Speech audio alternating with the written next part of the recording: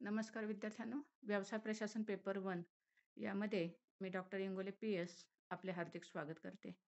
या अगोदरच्या व्याख्यानामध्ये आपण जाहिरात या व्यवसायाला मदत करणाऱ्या कार्याचा किंवा सेवेचा अभ्यास करीत होतो. त्यामध्ये आपण जाहिरातीच्या व्याख्या आणि जाहिरातीची कार्ये हा भाग पाहिलेला आहे. आज आपण जाहिरातीचे फायदे आणि तोटे कोणते आहेत ते पाहणार आहोत.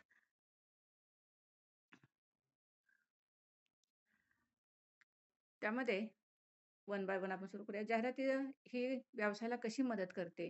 हे कार्यामध्ये आपण पाहिलेलं आहे, की त्यामध्ये जाहिरातीमुळे मागणी निर्माण होते. त्याचबरोबर जाहिरातीमुळे लौकिक मूल्य प्राप्त होते, मध्यस्थांचे उच्चाटन होते, विक्रेत्याला मदत होते, विक्रीत वाढ होते. अशा प्रकारची अनेक कार्ये आपण यापूर्वी पाहिलेली आहेत. आज आपण या जाहिरातीच्या फायद्यांमध्ये कशाप्रकारे डायरेक्टली ही जाहिरात व्यवसायाला, उत्पादकाला किंवा ग्राहकांना मदत करत असते, ते आपण पाहणार आहोत. त्यामधील पहिला फायदा असा आहे, की जाहिरातीमुळे वस्तूच्या मागणीत वाढ होते आणि मागणी वाढली म्हणून उत्पादन वाढवले जाते.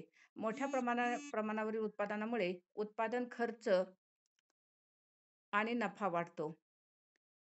ग्राहक, कर्मचारी व भागधारक यांना त्याचा फायदा होतो. जाहिरातीमुळे मागणी वाढते हे आपण पाठीमागे पाहिलेलंच आहे कार्यामध्ये, की जाहिरात संभाव्य ग्राहकांना आकर्षित करते आणि जो संभाव्य ग्राहक आहे, तो ती वस्तू खरेदी करण्यास तयार होतो. त्यामुळे जाहिरातीमुळे मागणीत वाढ होते. मागणी वाढली की उत्पादन वाढवलं जातं.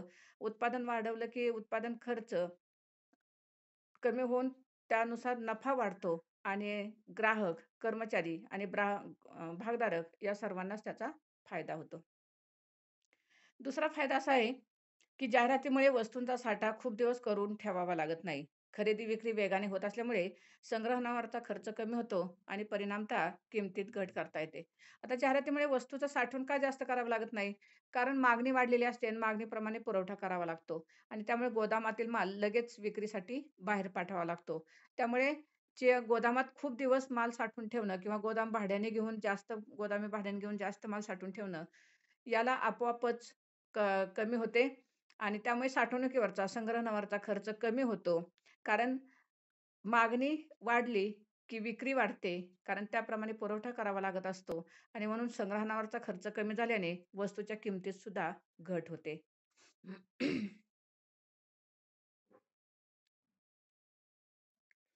त्यानंतर तिसरा फायदा असा आहे, की जाहिरातीमुळे मध्यस्थ व विक्रेत्यांचे कार्य सुलभ होते.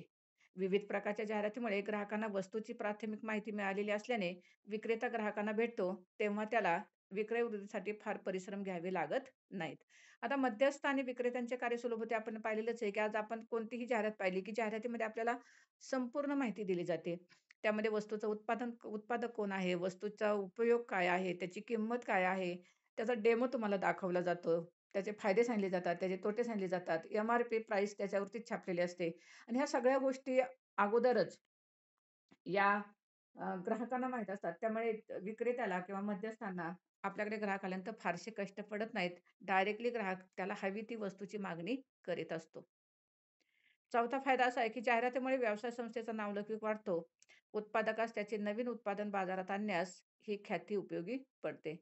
आता जाहिरातीमुळे नावलौकिक कसा वाढतो हे आपण मागच्या कार्यामध्ये पाहिलेलंच आहे, की एखादा चांगला उत्पादक किंवा ब्रँडेड उत्पादक असेल आणि त्याने दुसरी नवीन वस्तू बाजारात आणली, तर त्याला पुन्हा वेगळं काही प्रयत्न करावे लागत नाहीत.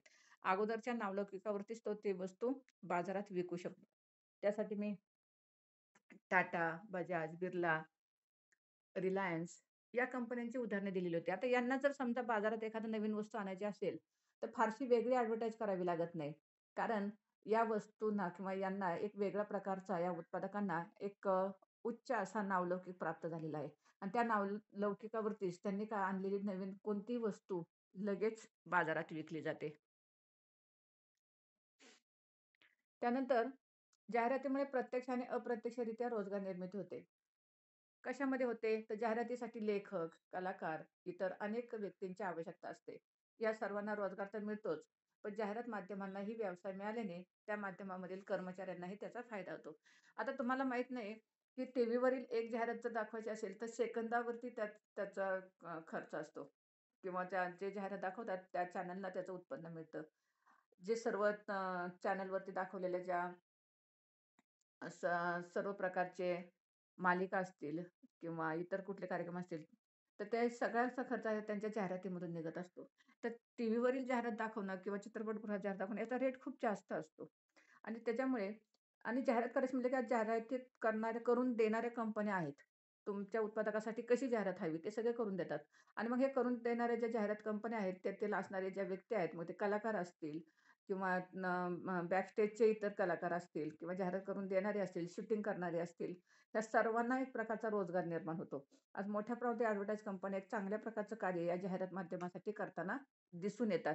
आणि म्हणून तुमच्यापुढे जी येणारी जाहिरात असेल, ती येणारी जाहिरात अनेक लोकांना रोजगार मिळवून देणारी असते. मग ते कलाकार असतील, ती जाहिरात लिहिणारा असेल, त्याचं शूटिंग करणारा असेल. त्याचबरोबर ज्या माध्यमातून ही जाहिरात प्रसारित होते, मग ती टीव्ही माध्यम असेल, न्यूजपेपर असेल किंवा इतर कोणतं माध्यम असेल, तर या सर्वांना त्याच्यातून काय मिळतो? रोजगार उपलब्ध होतो आणि त्यामुळे एक जाहिरात कितीतरी लोकांना रोजगार निर्मिती करून देत असते. त्यानंतर जाहिरातीमुळे लोकशिक्षण होते. स्पर्धकांपेक्षा आपली वस्तू वेगळी कशी आहे, ते लोकांना कळते आणि शिवाय जाहिरातीच्या कॉपीतील मजकुरामुळेही लोकांना नवीन माहिती मिळते. विविध वस्तूंचे उपयोग, वापर, तंत्रज्ञान इत्यादीबद्दल लोकांना माहिती मिळते.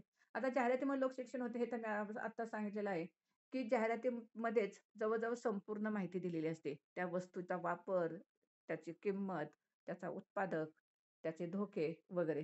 पण काही समाज कल्याणविषयक ज्या जाहिराती असतात, त्यासुद्धा या जाहिरातीतून दाखवल्या जातात.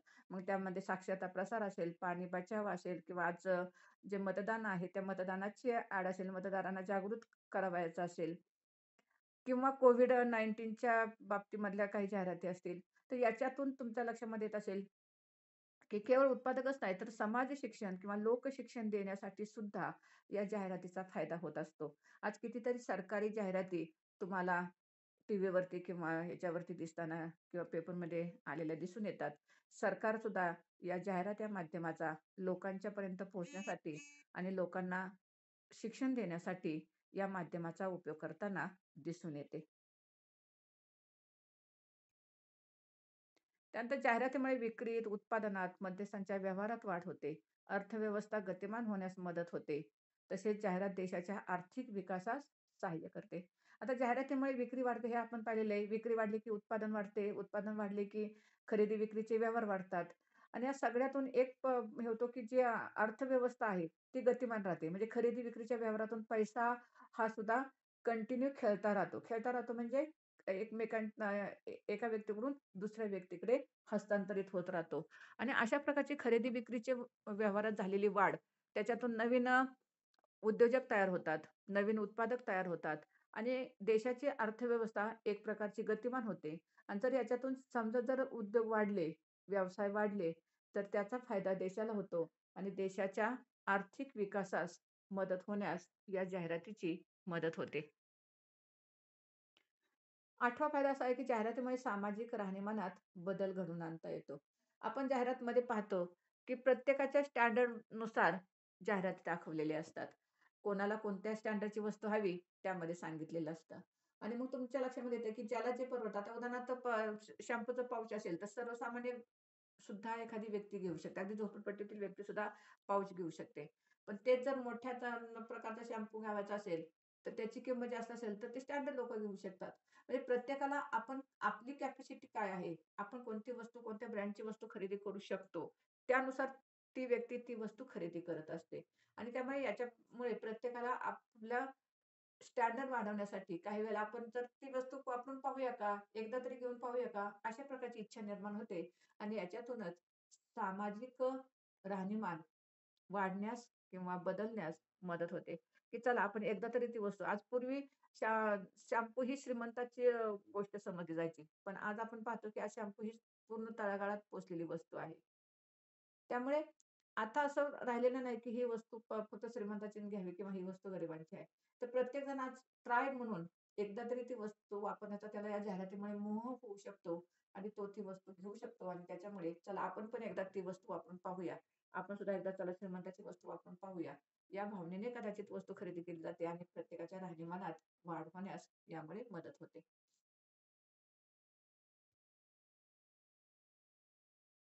9वा फायदा असा आहे, की जाहिरातीमुळे वस्तूच्या मागणीत सातत्य राहून वस्तूंना ग्राहक उपलब्ध होतात. त्यामुळे मध्यस्थांना यशस्वी व्यवसायाची हमी मिळते. आता या मागणीत वाढ होते हे तर आपण पाहिलं कारण संभाव्य ग्राहक सुद्धा ही वस्तू खरेदी करण्यास काय होतात? तयार होतात. आणि याच्यातून वस्तूंना जे ग्राहक आहेत, ते सातत्याने मिळत राहतात. म्हणजे समजा जर ती वस्तू आवडली, ती वस्तू ग्राहकाला पटली, तर तो ती वस्तू पुन्हा-पुन्हा खरेदी करतो. वर्षानुवर्षे, पिढ्यानपिढ्या एखाद्या वस्तूची खरेदी करणारे ग्राहक आपल्या भारतामध्ये आहेत. बजाजची जाहिरात, एक स्कूटरची जाहिरात हमारा बजाज म्हणून दाखवली जायची. त्यामुळे आजोबांनी खरेदी केलेली स्कूटर हा नातू वापरतो, असं त्यामध्ये दाखवलेलं आहे. म्हणजे याचा अर्थ, की काही ब्रँडवरती लोकांचा इतका विश्वास असतो, की पिढ्यानपिढ्या ती वस्तू त्याच ब्रँडची ते वापरतात. आणि त्याच्यामुळे या एखाद्या वस्तूला सातत्याने ग्राहकांची मागणी जर मिळाली, तर त्यामुळे मध्यस्थांना एक प्रकारची आपला व्यवसाय आता नक्की होणार, आपल्याला चांगला व्यवसाय मिळणार, ही हमी मिळते. त्यानंतर 10वा फायदा असा आहे, की जाहिरात ज्याप्रमाणे उत्पादनाला प्रतिष्ठा प्राप्त करून देते, त्याप्रमाणे नेतृत्व देखील निर्माण करते. सामाजिक जीवन कसे जगावे याची जाहिरात हे मापक असते. तर जाहिरात ज्याप्रमाणे उत्पादनाला प्रतिष्ठा प्राप्त करून देते, तसेच नेतृत्व निर्माण करते. तर नेतृत्व निर्माण करते म्हणजे काय, की एक प्रकारे जाहिरात ही उत्पादकाच्या वतीने बोलत असते. जे काही उत्पादकाला सांगायचंय, ते सगळं काही तो त्या जाहिरातीमधून सांगत असतो. थोडक्यात जाहिरात ही त्या उत्पादकाची किंवा त्या विक्रेत्याची प्रतिनिधी म्हणून कार्य करीत असते. आपल्यापर्यंत डायरेक्टली उत्पादक येत नाही. आपल्यापर्यंत येते ती जाहिरात येते आणि त्या जाहिरातीच्या माध्यमातून उत्पादक हा आपल्याशी बोलत असतो आणि त्यामुळे जाहिरात म्हणजे एक प्रकारे या उत्पादकाचं प्रतिनिधित्व करणारी किंवा नेतृत्व करणारी अशी तिची ओळख निर्माण होते आणि म्हणून सामाजिक जीवनात आपल्याला कोणत्या वस्तू खरेदी करू शकतो, कोणत्या कराव्यात, कसं जगावं, हे सांगणारी जाहिरात एक मापक आहे किंवा मापदंड आहे, असं म्हटलं जातं. आता एवढे सगळे फायदे आहेत हे आपण पाहिले. पण शेवटी नाण्याला 2 बाजू असतातच.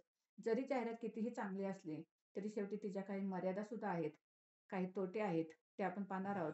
पण फायद्याच्या मानाने तोटे कमी आहेत आणि म्हणूनच आजच्या ह्याच्यात जाहिरात ही यशस्वी असलेली आपल्याला दिसून येते. पहिला तोटा असा आहे किंवा मर्यादा अशी आहे, की जाहिरात ही विविध माध्यमातून केली जाते. त्यामुळे या प्रत्येक माध्यमाची जशी काही गुणवैशिष्ट्ये आहेत, तशीच प्रत्येकाचे काही फायदे, दोष किंवा मर्यादा आहेत. त्यामुळे ज्या प्रत्येक माध्यमाच्या मर्यादा आहेत, त्या त्यांना पडतात. आता उदाहरणार्थ, की जाहिरातीची माध्यमे आपण याच्यानंतरचा भाग पाहणारच आहोत. त्यामध्ये छापील माध्यमे, लिखित माध्यमे, तोंडी माध्यमे, दृकश्राव्य माध्यमे अशी माध्यमांचे प्रकार आहेत.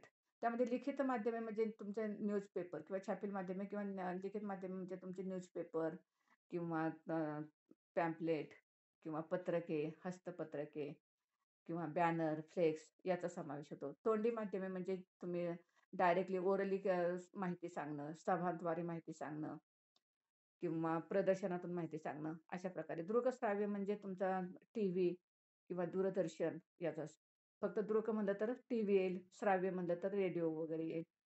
तर अशा प्रकारची माध्यमे आहेत. आता कोणत्या माध्यमातून तुम्ही जाहिरात करतात, त्या माध्यमाचे जे मर्यादा आहेत, त्या जाहिरातीला पडतात. आता उदाहरणार्थ, की वर्तमानपत्रातील छापील जाहिरात. आता वर्तमानपत्रातील छापील जाहिरात जर असेल, तर ती फक्त जे शिक्षित लोकं आहेत, जे साक्षर आहेत, त्यांनाच वाचता येते. जे अशिक्षित आहेत, ते त्या जाहिरातीकडे डुंकूनही पाहणार नाहीत. म्हणजे असाक्षरता ही त्या छापील माध्यमाची मर्यादा आली. कारण न्यूज पेपरमधील जाहिरात किंवा लिखित स्वरूपाची जाहिरात ही फक्त साक्षर लोकांच्या पर्यंतच पोहोचू शकते. ती असाक्षर लोकांच्या पर्यंत पोहोचणार नाही. तर ही जी मर्यादा आहे त्या माध्यमाची, ती त्याला येईल. आता उदाहरणार्थ दृकश्राव्य म्हणजे किंवा आपलं दूरदर्शन माध्यम. आता सुदैवाने दूरदर्शन हे आज तळागाळापर्यंत पोहोचलेलं आहे म्हणून ठीक आहे. परंतु पूर्वी अ, अगदी 70 ते 80च्या दरम्यान गावामध्ये एकच टीव्ही असायचा. अगदी आत्ताच्या सारखा घराघरात टीव्ही पोहोचलेला नव्हता. त्याच्यामुळे जाहिरात जर करायची म्हटलं तर गावामध्ये एक टीव्ही म्हणजे किती लोकांच्या पर्यंत पोहोचणार? अजूनही काही भागामध्ये वीज नाही, पाणी नाही. त्या ठिकाणी दूरदर्शन किंवा टीव्ही पोहोचलेला नाही, जिथे लाईटच नाही तिथे. तर त्याच्या मर्यादा त्याला येतातच. दृकश्राव्य असेल तर जर कर्णबधीर किंवा अंध व्यक्ती असेल, त्यांना या दृकश्राव्य माध्यमाचा काहीच उपयोग होणार नाही. तर ह्या ज्या माध्यमाच्या मर्यादा आहेत, त्या माध्यमाच्या मर्यादा त्या जाहिरातीला येतात. मग तुम्ही ज्या माध्यमातून ती जाहिरात करणार असाल, ते माध्यम कोणतं आहे आणि ते किती लोकांच्यापर्यंत पोहोचू शकतं आणि त्याच्या मर्यादा काय आहेत, त्या मर्यादा त्या जाहिरातीला येऊ शकतात. दुसरं आहे ते म्हणजे प्रत्येक जाहिरात माध्यम निवडल्यानंतर त्याद्वारे केल्या जाणाऱ्या जाहिरातीच्या आर्थिक दृष्टिकोनातून, सामाजिक दृष्टिकोनातून, शैक्षणिक दृष्टिकोनातून व सांस्कृतिक दृष्टिकोनातून विविध मर्यादा आढळून येतात. आता याच्यामध्ये त्यांनी सगळ्याच मर्यादा घातलेल्या आहेत. त्यामध्ये माध्यम जरी निवडलं, तरी काय आर्थिक दृष्टिकोनातून. आर्थिक दृष्टिकोनातून म्हणजे जाहिराती खर्चिक आहे. कारण हे सगळ्यांनाच करणं परवडत नाही. वर्तमानपत्रात वाढदिवसाची जाहिरात, तुमच्या छोट्या बाळाची जर वाढदिवसाची जाहिरात द्यायची असेल, तर एवढ्यासा फोटो आणि खाली 2 वाक्य लिहायला ₹5,000 असतात. अशी ही खर्चिक जाहिरात आहे. दूरदर्शनवरती तर सेकंदाला रेट असतो. सेकंदावरती जाहिरात जितके सेकंद जास्त, तितक्या जाहिरातीचा दर हा जास्त असतो किंवा त्याची मोजावा लागणारा किंमत ही जास्त असते.